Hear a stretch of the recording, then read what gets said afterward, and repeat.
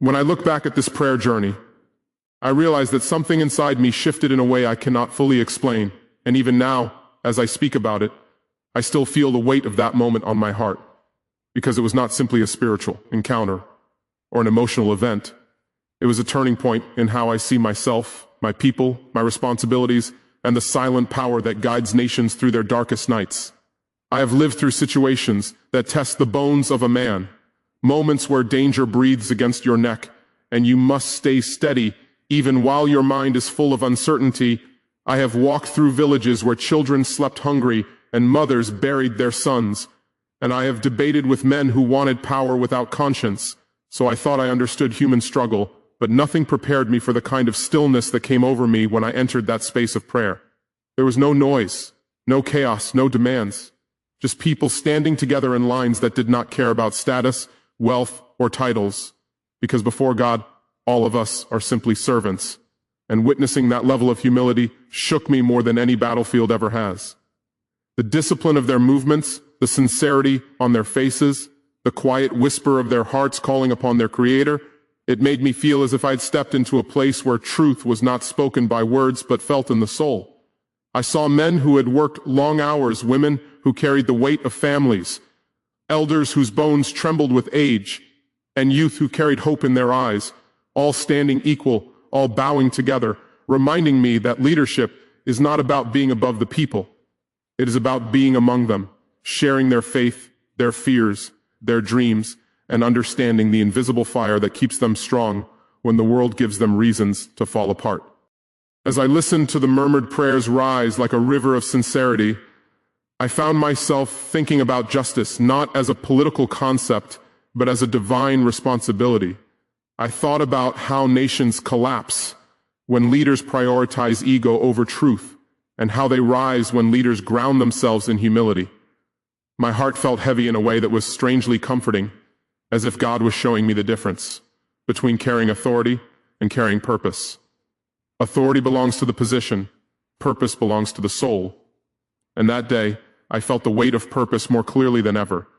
I stood there, not as a president, not as a revolutionary figure, not as a man known to fight corruption and injustice, but as a human being stripped of every label, connected to something beyond earthly power.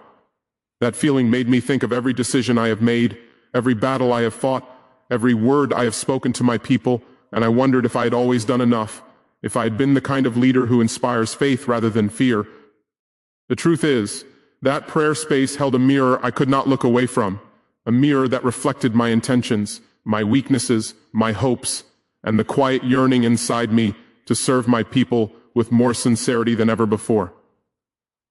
I remembered the faces of those who look to me for guidance, the soldiers who trust my commands, the widows who pray for stability, the youth who dream of opportunity.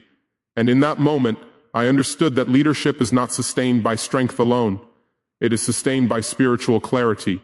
It is sustained by remembering that every soul in the nation, every child, every farmer, every vendor, every elder carries a universe of hopes within them, and that a leader must never forget that he is responsible for protecting those hopes. When I bowed my head, I felt an unfamiliar softness in my chest, a kind of vulnerability that did not weaken me but strengthen me, because I finally understood that seeking help from God is not a sign of weakness, it is a sign of wisdom. I felt peace settling into corners of my heart that had been filled with worry, anger, and exhaustion, and I realized that the strength I had always relied on was incomplete without spiritual grounding. I thought of the prophets, the righteous leaders of history, the men who carried nations through storms, not because they were invincible, but because they were guided. I thought about how prayer connects people across languages, borders, and cultures, and how the unity I witnessed in that moment could be the very force that rebuilds our country.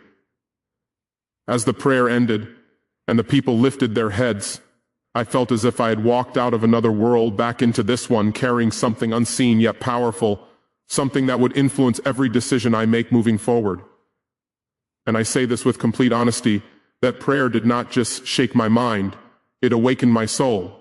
It reminded me that leadership without humility is dangerous, that power without guidance is empty, and that the future of a nation depends not on the strength of its weapons, but on the sincerity of its people. This journey made me understand that God is the protector, that justice is His command, and that if I want to lead with truth, I must anchor every step in sincerity, compassion, and accountability. That experience will remain with me for the rest of my life, shaping the man I am and the leader I strive to become. Because prayer does not change the world around you first. It changes you, and when you change, everything around you begins to find its rightful place. I kept returning to the same feeling, the same inner shift that refused to leave me, like a quiet voice repeating the truth I had overlooked for so long. And I realized that true transformation does not strike like lightning. It settles slowly into the heart, reshaping a man from the inside outward, and that is exactly what this journey did to me. I found myself thinking about every person who stood beside me during the prayer, the young boy whose hands trembled slightly as he raised them, the old man who leaned on his cane but still bowed with full devotion, the woman who carried her baby gently while keeping her focus on God, and the silent strength in their eyes reminded me of a reality we often forget, that people who have little in material wealth often possess the richest faith. That thought stayed with me long after I left the prayer space. As I walked outside, the air felt different, the sky felt closer, and for the first time in a long while, I felt my mind breathe. I thought about how leadership often traps you inside noise. Noise from advisors, expectations, criticism, fear, pressure, but prayer removes that noise in a single moment, leaving only clarity. I remembered the weight of my responsibilities, the decisions that can shape the fate of millions, and instead of feeling burdened, I felt guided. I realized that God does not always speak through miracles. Sometimes He speaks through calmness, through a moment of silence that reveals what you were too busy to see. As I walked among the people afterward, I noticed things I usually overlook, the way they greet each other with warmth, the way they carry hope in their eyes, even when life is hard, the way they still believe in justice even when the world has been unjust to them. And it humbled me deeply. I thought about how our country has suffered, how foreign hands have exploited our resources, how external pressures have tried to break our unity, how corruption has eaten through institutions, but through it all, the people never let their faith die. That resilience is not something you read in a book or learn in military academy. It is something you feel when you stand beside them in prayer. I understood then that if I want to build a new future for my people, I must build it on the foundation of their faith, their unity, their spiritual strength, because a nation without spiritual direction is like an army marching without a map. This realization made me look at everything differently. Our struggles, our victories, our path forward. I thought about the youth who want a chance to learn, to dream, to rise. I thought about the farmers who work under the burning sun to feed us. I thought about the elders who have seen decades of injustice yet still pray for better days. Their hope is not naive, it is powerful. It is what kept our nation alive when everything else collapsed. And prayer made me see that clearly. I felt as if a curtain had been lifted from my eyes, revealing what truly matters, not power, not titles, not applause, but accountability before God and sincerity toward the people.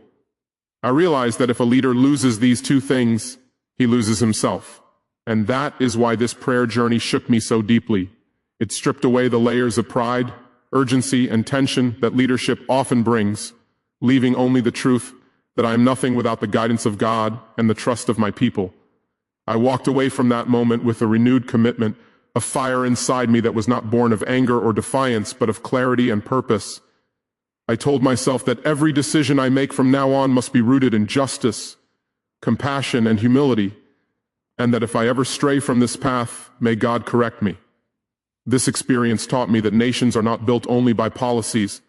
They are built by hearts that are united in faith. And as I reflect on everything I witnessed, everything I felt, I know that this journey has changed me forever, because when prayer touches a man's soul, he can know. To return to who he was before.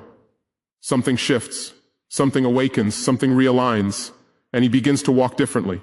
Not with arrogance, but with purpose, not with fear, but with conviction, not with confusion, but with a clarity that comes only from God. Like a steady heartbeat, reminding me that spiritual moments do not end when you walk away. They stay with you, shaping your mind long after the sounds have faded. And the more I thought about it, the more I realized how deeply it had touched something inside me that I had ignored for years.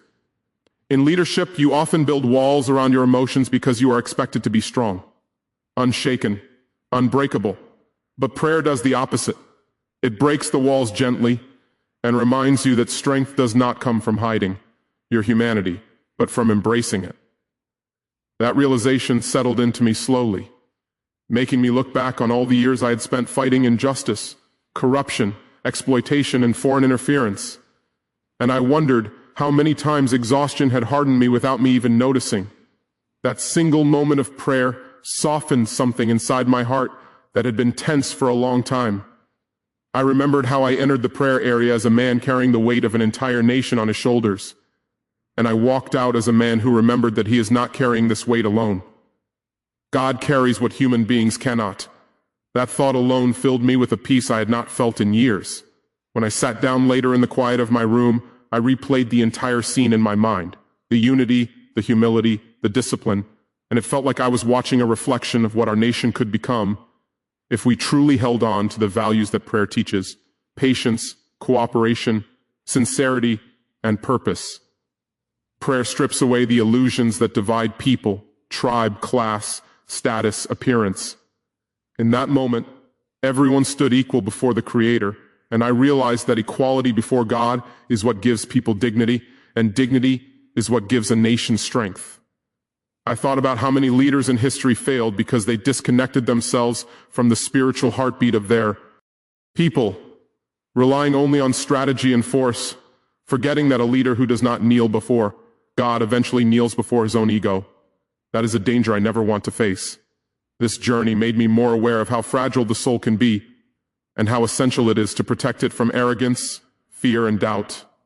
I looked at my hands and thought about all the decisions they had signed, the lives they had affected, and I prayed silently that God guides every action I take from this day forward.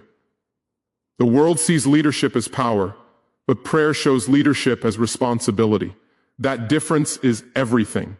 It made me reconsider the kind of legacy I want to leave behind, not one measured by titles or achievements, but one measured by sincerity, justice, and service. I want my people to remember me not as a man who stood above them, but as a man who stood with them. And as that thought grew stronger, I felt an even deeper clarity about the path ahead. I realized that our nation does not only need economic reform or political independence, it needs spiritual revival, a return to the values that kept our ancestors strong even when the world tried to break them. I understood that the people's faith is their greatest weapon, their greatest shield, and their greatest source of unity. Watching them pray, so calmly, so fearlessly, showed me that their strength does not come from me, it comes from God, and my duty is to protect the space where that faith can grow. As I continued reflecting, I remembered the faces I had seen in the crowd, the child who clung to his father's hand, the elderly man whose lips trembled with every word of prayer, the young woman who prayed with her eyes closed and tears slipping silently down her cheeks. And I felt a surge of emotion that caught me off guard. These people are the heart of our nation. Their prayers are the fuel of our future. And witnessing their devotion felt like witnessing the roots of a tree that has survived storms for generations. That is what our nation is, a tree with deep, unshakable roots. And prayer reminded me of that truth in a way no political briefing ever could. It showed me that hope is not something you create.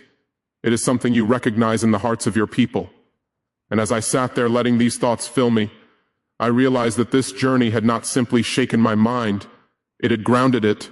It had reminded me of who I am, who I serve, and who guides my steps. And that is a realization I will carry with me until my last breath.